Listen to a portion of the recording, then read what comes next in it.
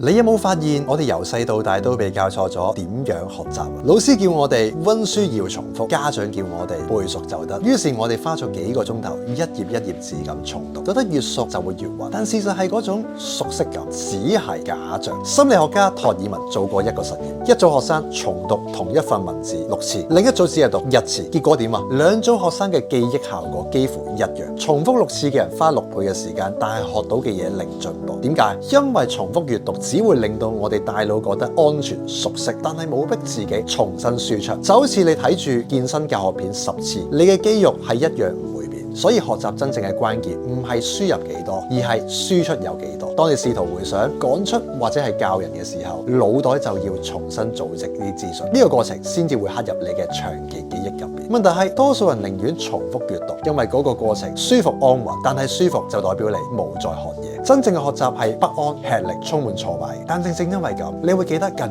加之耐。所以下次當你覺得我睇多幾次就穩啦，停一停，問自己一句：我真係學緊定只係麻醉緊呢？記住，最錯誤嘅努力係將錯嘅方法堅持得太耐。最後，我為呢個內容準備咗一條深入講解版嘅影片，留言學習真相，我會將呢個內容送俾你。